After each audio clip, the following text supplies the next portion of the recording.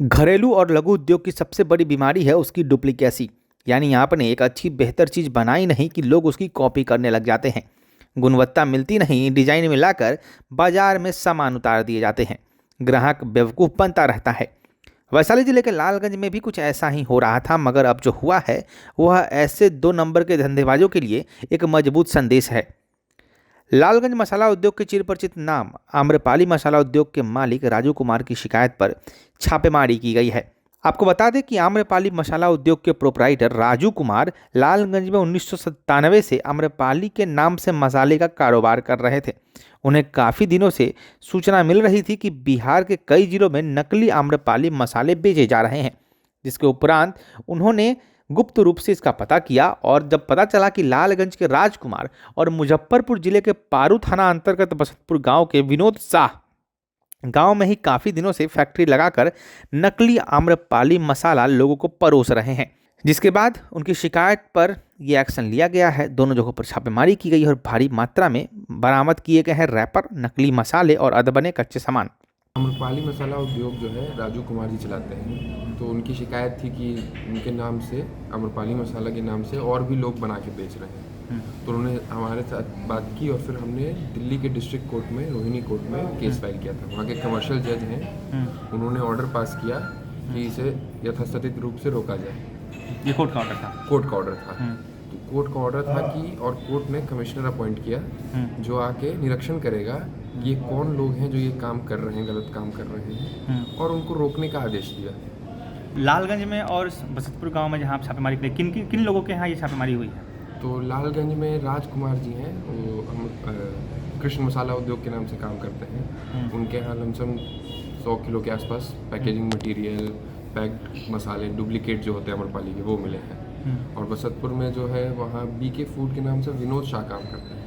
वहाँ कम से कम हमें 1600 किलो के आसपास का पैकिंग मटेरियल, पैक्ड मटेरियल, जो भी डुप्लीकेट है आम्रपाली का, वो मिला है। अब आगे की कार्रवाई क्या होगी? यहाँ से तो आप सील करके जब यहाँ आगे की कार्रवाई है कि अब यहाँ कोर्ट के पास रिपोर्ट जाएगी कि इतना सामान मिला है जो डुप्लीकेट था। अब कोर्ट तय करेगी कि इसके आगे क्या करना है, क्या जुर्माना लगाना है, क्या कानूनी प्रक्रिया होगी। अब कोर्ट। कितने अधिकारी आए थे लगभग टोटल? कुल मिला के कंपनी की तरफ से 2 लोग थे, जो आम्रपाली मसाला उद्योग है उनके तरफ से 2 लोग थे, और लॉ फर्म है जो ऑल IP केयर, वहाँ से 2 वकील आए थे। मैं खुद था, सृजन पंकज, और मेरे साथ मेरे कलीग हैं रोशन कुमार, वो भी आए थे। तो टोटल 6 लोग हो गए। हाँ। लोकल थाने से कितना सहयोग रहा है आप लोगों को? लोकल थाने की तरफ से पूरा सहयोग रहा था। हमें ऑलमोस्ट हाफ एन आवर में वहाँ से असिस्टेंट मिल गई थी।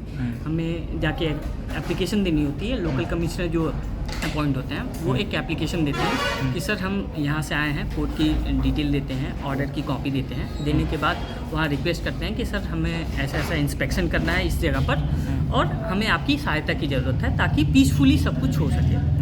तो with in half an hour हमें पुलिस की तरफ से पूरा प्रोटेक्शन मिला, सपोर्ट मिला है पूरा तरीके से। ये जो आप लोग आए हैं, ये एक बार ब्रीफ में समझाइएगा कि जैसे कोर्ट के ऑर्डर से हुआ, उन्होंने अपॉइंट किया आपको, राइट, और उसके बाद आप लोग यहाँ आए, तो आप लोग डायरेक्ट दिल्ली से आ रहे हैं? जी बिल्कुल। और फिर अभी दिल्ली ही वापस आएंगे? बिल्कुल बिल्कुल। इसमें मैं आपको थोड़ा सा केस के बारे में ब्रीफ कर देता हूँ। आम्रपाली के नाम से एक ट्रेडमार्क रजिस्टर्ड होता है 1997 में, ठीक है, और फिर उस टाइम से ही बिजनेस चल रहा है। अब रिसेंटली क्या हुआ है कि लोग हैं सो जब ये एक गुडविल बना लिया है मार्केट में, एक अपना नाम बना लिया, तो लोग अब इसका कॉपी करने लगे हैं। जैसे कि 2 केस फाइल हुआ है, एक किंग अमरपाली के नाम पर और एक क्वीन अमरपाली के नाम पर। ये लोग क्या कर रहे हैं, अमरपाली तो लिख रहे हैं, उसके साथ में एक प्रीफिक्स या फिर कुछ एक नाम जोड़ दिए, जैसे किंग हो गया, क्वीन हो गया, संजीत हो गया, इस तरह का एक नाम जोड़ के वो डुप्लीकेसी कर रहे हैं एक तरह से। तो प्लेंटिव कंपनी जो अमरपाली है, अमरपाली मसाला उद्योग, उन्होंने 2 केस फाइल किया है रोहिणी के कोर्ट में, दिल्ली में, डिस्ट्रिक्ट कोर्ट में। वहाँ पर कॉमर्शियल कोर्ट है, वहाँ पर उन्होंने केस फाइल किया है और वहाँ से उन्होंने ऑर्डर लिया है। ऑर्डर लेने के बाद वहाँ पर है सो जो डिफेंडेंट है, मतलब क्वीन अमरपाली या फिर किंग अमरपाली, दोनों के अगेंस्ट में एक इंजंक्शन ऑर्डर पास हुआ है। एट द सेम टाइम एक LC अपॉइंट होते हैं कि जो प्लेंटिव कंपनी बता रही है वो सच है या नहीं है, या फिर वहाँ पर क्या किस तरह के एक्टिविटीज़ हो रहे हैं, क्या प्रोडक्ट बिक रहा है, जो बता रहे हैं वो सच है या नहीं है, या फिर कितना लार्ज स्केल में हो रहा है। तो वो चीज़ की जानकारी के लिए, जांच के लिए लोकल कमिश्नर अपॉइंट करती है। तो लोकल कमिश्नर के सुपरविज़न में हम लोग हैं, सो सब कुछ, और बोल सकते हैं कि लोकल कमिश्नर ही ये इंस्पेक्शन करते हैं। इंस्पेक्शन करने के बाद जो भी गुड्स होते हैं उसको सीज किया जाता है, और कोर्ट का डायरेक्शन होता है। किसी केस में डिफेंडेंट को सुपरदारीनामा पर देते हैं, किसी केस में प्लेंटिफ को मिलता है। तो इस तरह से प्रोसीडिंग होती है, गुड्स सीज होते हैं और उनके ऊपर एक इंजंक्शन ग्रांट होता है। अभी जितना सामान बरामद हुआ है, डुप्लीकेट सामान, आपके एक्सपीरियंस से बताइएगा कि कितना तक का इसमें हर्जाना या जुर्माना जो भी होता है अब तक किया है कोर्ट? देखिए, जो कॉस्ट के रिगार्डिंग होता है, 2-3 चीज़ें होती हैं। अगर कोई पर्सन है जो डिफेंडेंट है, वो जानबूझ के करता है तो उसके ऊपर हायर कॉस्ट लगता है। अगर मान लीजिए कोई पर्सन है, वो अननोन है, मतलब इस चीज़ के बारे में नहीं जानकारी है, तो उसके ऊपर सिर्फ इंजंक्शन लगता है। कॉस्ट जनरली डैमेजेस बोलते हैं हम लोग, डैमेजेस ग्रांट नहीं होती है। अगर वो मतलब अननोन है या फिर वो जानबूझ के बोनाफाइड अगर उनका कोई रीजन है तो फिर उस तरह की डैमेज नहीं लगती। बट वो अगर जानबूझ के या फिर जो प्लेंटिफ की गुडविल है उसके ऊपर अगर वो कुछ करना चाहता है या फिर उसके ऊपर अपना इनकम करना चाहता है, बिजनेस बढ़ाना चाहता है, तो फिर उसके ऊपर है सो हैवी कॉस्ट लग सकता है। वो डिस्क्रिशनरी होता है कोर्ट के ऊपर। अमाउंट लगभग बताएंगे? लगभग किसी में 2 लाख, किसी में 10 लाख अमाउंट, मतलब डिपेंड भी करता है कि वहाँ पर कितने गुड्स सीज्ड हुए हैं। उसके ऊपर भी डिपेंड करता है कि आपका कॉस्ट या फिर डैमेज कितना लगेगा।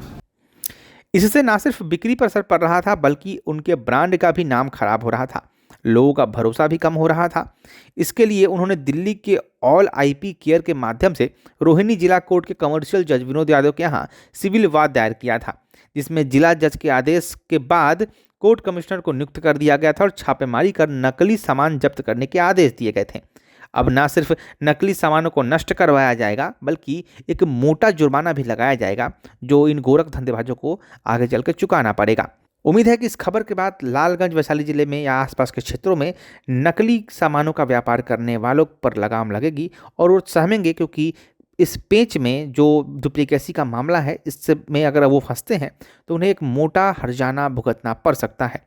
लोग जानकार हैं, लोग चौकस हैं, चौकन्ने हैं, और अब ऐसी चीज़ों पर लगाम लगाने के लिए सरकार की तरफ से ही पूरी पारदर्शिता के साथ कई कठोर नियम बना दिए गए हैं, जिसके बाद अगर वो इस चुंगल में फंसते हैं तो उन्हें भारी नुकसान हो सकता है। फिलहाल देखिए ये खबर और बताइए कि इस पूरे मसले पर, इस पूरे मामले पर आपका क्या कहना है। क्या आपने कभी आम्रपाली मसाला इस्तेमाल किया है, और अगर किया है तो वो आपको कैसा लगा है, हमें कमेंट में जरूर बताइएगा। फिलहाल मैं प्रकाश चंद्रा, आप देख रहे थे प्रकाशवाणी। धन्यवाद। नमस्कार दोस्तों, मैं प्रकाश चंद्रा और आप देख रहे हैं प्रकाशवाणी। जैसा कि त्योहारों का सीजन चल रहा है और हर कोई चाहता है कि उनके दुकान पर ज़्यादा ग्राहक आए, उनका बिजनेस बढ़े, क्योंकि ये जो 3-4 महीने हैं, लगन होगा, उसके त्योहारों के बाद लगन आएगा और जम के लोग शॉपिंग करेंगे। तो इस मौके पर अगर आप चाहते हैं कि हम आपके दुकान, आपके ब्रांड का प्रचार कर दें, लोगों तक पहुँचा दें, हमारी व्यूअरशिप है, पिछले महीने हमने 10 लाख 1 मिलियन लोगों तक अपनी चैनल को पहुँचाया है, अपने वीडियोज़ को पहुँचाया है। वैसे भी 5 से 6 लाख व्यूअर हमारे पास हर महीने हैं। तो दोस्तों, अगर आप चाहते हैं कि प्रकाशवाणी आपका प्रचार करे, आपके दुकान, आपके ब्रांड को लाखों दर्शकों तक पहुंचाए, तो हमसे संपर्क कीजिए। त्योहारों का सीजन है, कहीं देर ना हो जाए। प्रकाशवाणी से प्रचार करने के लिए दिए गए नंबर पर संपर्क कीजिए। जुड़िए हमारे साथ, देखते रहिए प्रकाशवाणी। धन्यवाद।